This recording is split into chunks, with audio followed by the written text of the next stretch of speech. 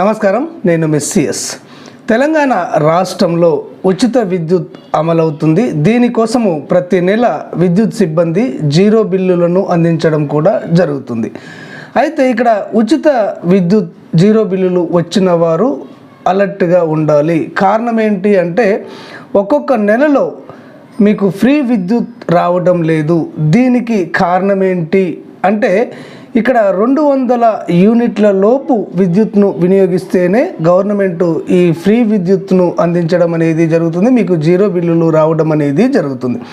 అయితే 200 యూనిట్లు దాటితే మీకు వేలల్లో బిల్లులు రావడం అనేది జరుగుతుంది. కానీ ఇక్కడ 200 యూనిట్ల లోపు అంటే 198 యూనిట్లు వచ్చినా కానీ మీ యొక్క కరెంట్ మీటర్లో 200 యూనిట్లు దాటినట్టుగా చూపిస్తుంది. మీకు జీరో బిల్లులు వర్తించవు అని చెప్పేసి వేల రూపాయల్లో బిల్లులు మీకు అందించడం అనేది జరుగుతుంది. కారణం ఏంటి అన్న దాని గురించి ఈరోజు ఈనాడు దినపత్రికలో ఒక ఆర్టికల్ రావడం అనేది జరిగింది. ఈ ఆర్టికల్ ప్రజలందరికీ అవసరం అవుతుంది.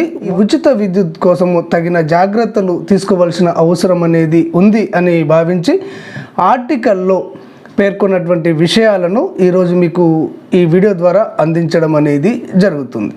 ఓకే ఫ్రెండ్స్, ఆర్టికల్ను ఉన్నట్టుగా మీకు చదివి వినిపిస్తాను. ఈ వార్తా కథనంలో గృహజ్యోతికి సాంకేతిక తంట అని హెడ్లైన్ ఇచ్చారు. 198 యూనిట్లు వినియోగించిన వర్తించని జీరో బిల్లు అని సబ్ హెడ్లైన్ ఇవ్వడం అనేది జరిగింది. ఆ తర్వాత ఇందులో కనిపిస్తున్నటువంటి విద్యుత్ బిల్లు కరీంనగర్లోని ఖాన్పురాకు చెందినటువంటి వినియోగదారుడు అయినటువంటి ఎండి నయీముద్దీన్ది. ఏప్రిల్లో రీడింగ్ తీసిన సమయంలో జీరో బిల్లు రాకపోగా 1147 రూపాయలు చెల్లించాలంటూ చేతిలో బిల్లు పెట్టారు. బిల్లును పరిశీలించిన ఆయన మొత్తం యూనిట్లు 198 నమోదైన జీరో బిల్లు రాకపోవడంపై ఆశ్చర్యపోయారు.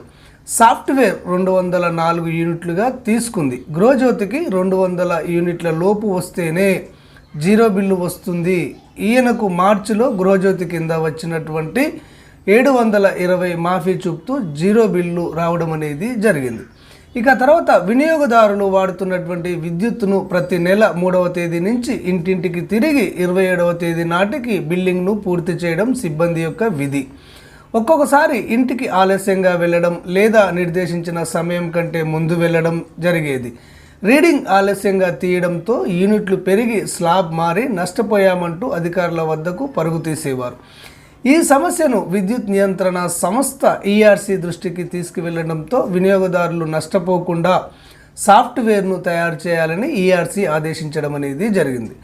రీడింగ్ సేకరణలో ఆలస్యమైన ముందుగా తీసిన ఇబ్బంది రాకుండా నెలకు కొలమానంగా తీసుకొని సరాసరి చేసేలా సాఫ్ట్వేర్ను రూపొందించారు. అంటే కార్మికుడు ఓ ఇంటికి 36 రోజులకు వెళ్ళి విద్యుత్ నమోదు చేసిన సదరు బిల్లును నెల రోజులకు సరాసరి లెక్క కట్టి మిగతా 6 రోజుల యూనిట్లను బిల్లు నుంచి మినహాయించి లెక్క కట్టేలా సాఫ్ట్వేర్ను రూపొందించారు.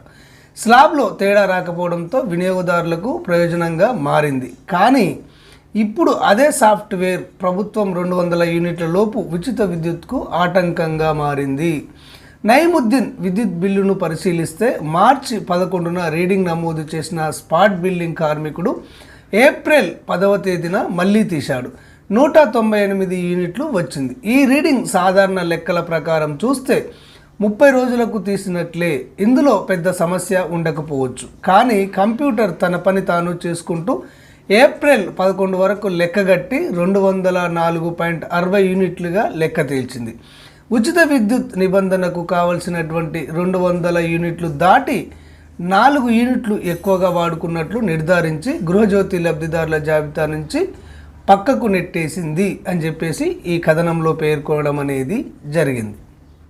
ఓకే, అర్థమైంది అనుకుంటాను. ఈ ఉచిత విద్యుత్ జీరో బిల్లులు వచ్చేవారు ఈ వేసవి కాలంలో జాగ్రత్తగా ఉండి ఇక్కడ స్లాబ్ సిస్టంలోకి వెళ్లకుండా మీరు తగినంత తక్కువ విద్యుత్తును ఉపయోగించినట్లయితేనే మీకు ఈ జీరో బిల్లులు రావడం అనేది జరుగుతుంది. మీరు ఈ ఉచిత విద్యుత్ పథకంలో ఉండడం అనేది జరుగుతుంది. లేనట్లయితే ఈ ఉచిత విద్యుత్ పథకంలో నుంచి మిమ్మల్ని తీసివేయడం అనేది కూడా జరుగుతుంది.